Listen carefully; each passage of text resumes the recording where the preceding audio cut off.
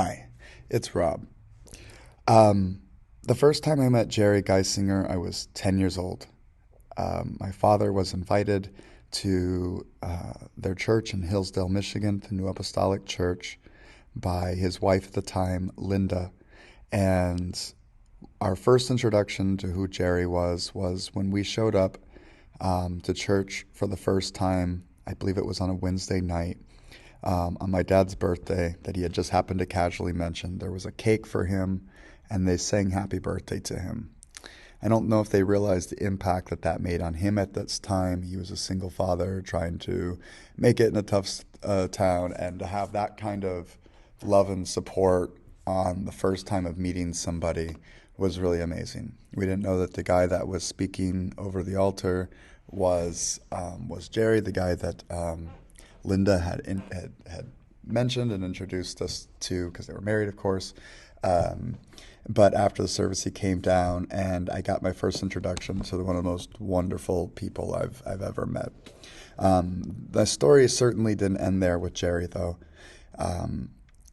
After that, a few years went by, and Jerry had moved to Sarasota, Florida. And my dad was also considering a move. And thank goodness. I personally really enjoyed going to Sarasota and knowing that there was somebody there that was able to kind of show the ropes of the town, and have a friend there was enough to encourage my dad to take the job opportunity that he had. And so we came down to Sarasota, Florida. So Jerry, again, at the age of, I believe it was 12, highly impacting my life again. And I got to spend a few wonderful years in Florida, where he showed us Siesta Key and always had endless compassion. He was always trying to show what he learned on computers. One of the things I remember about Jerry from a very early age was he came to go mow the lawn in Jackson, and a different church with us, and he heard in the newspaper that there was an explosion in space that was beyond magnitude of anything that they'd ever measured before. And Jerry's first thought was, wow, I wonder if that's God making the new heaven and the new earth for us. And that literally is who Jerry was to me every time I talked to him for 30 years. But I really wanted to share a couple of the experiences of how he really was my guardian angel on this earth outside of my own family. So there's two instances now. So he's already helped guide my next couple of years there, the fact that I'm in Sarasota, Florida. Well, time goes on. I moved back to Michigan, and now I'm an adult. I'm 18 years old, and I'm deciding where to go. I decided to go to San Diego, California. I didn't know anybody lived there. I didn't know anybody. I took $900 with me. I flew out. And with my $900, I needed to get an apartment in 2001 and put a deposit down. I thought I had a job lined up. But my first day here, I realized how big of a city I was in, and I didn't know anybody. Fortunately, my dad was looking out for me again, and he called Jerry, remembering that he had moved to San Diego.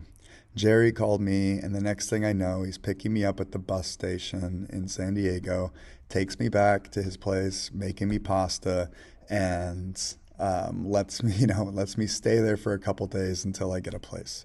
I was able to somehow get an apartment for $800. I got my job started.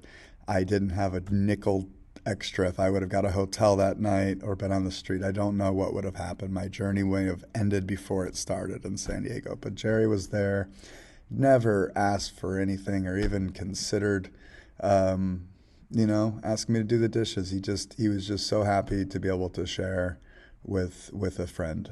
So that's when I actually formed my actual friendship with Jerry. Now as an adult, I found out, he drove me up to the district church in Pasadena. One of the things I remember about that was when you're driving in a car, especially when you've got, somebody younger than you probably don't relate to as much, you're thinking about what you got going on. He had the radio going on with Tom Petty, and it was a song about freedom. And as the song's playing, I wasn't even thinking about it. But he steps, he's like, "Hey man, this song's about you. You can do anything now. You got your whole world in front of you. just sit back and soak in this song. And he really helped kind of just put that in perspective for me where I was. And not to mention, he saved my hide. He really did. So over the years we connected. I have hundreds and hundreds and hundreds, maybe thousand.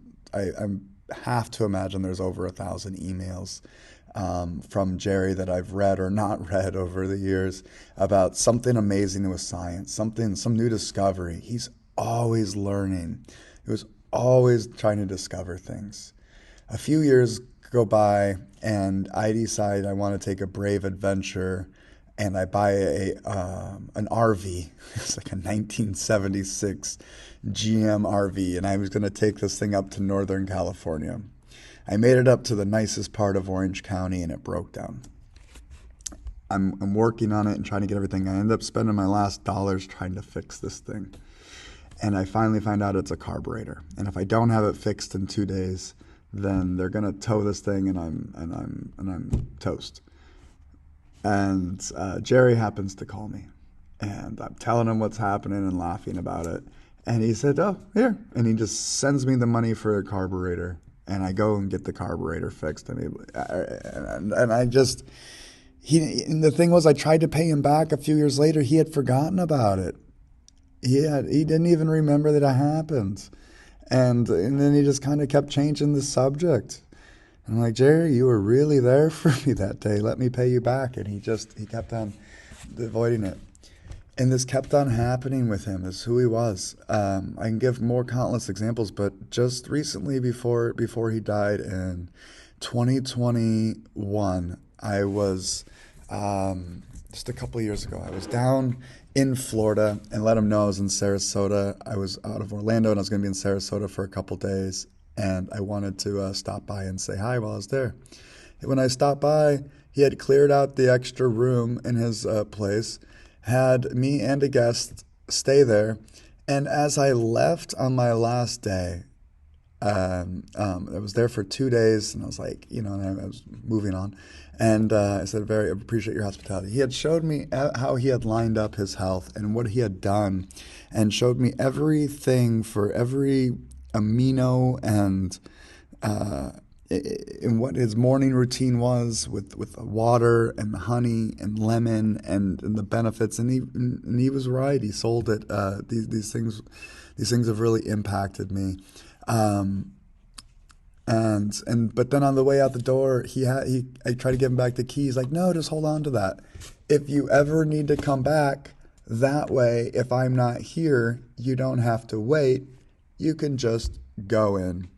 And that's who Jerry was. Truly one of the most amazing human beings that I've ever encountered. And he was that way from the time I first met him, the day I first met him with a birthday cake for a person he didn't know, till the last time I saw him trying to give me a guest key, and just in case I ever happened to fly back out to Florida. So I know a lot of you have great memories of Jerry too. I could give you a lot more. I've still got dozens and dozens of emails to go through because I haven't caught up with all the scientific discoveries he was in his 70s. So God bless everybody, and thanks for listening.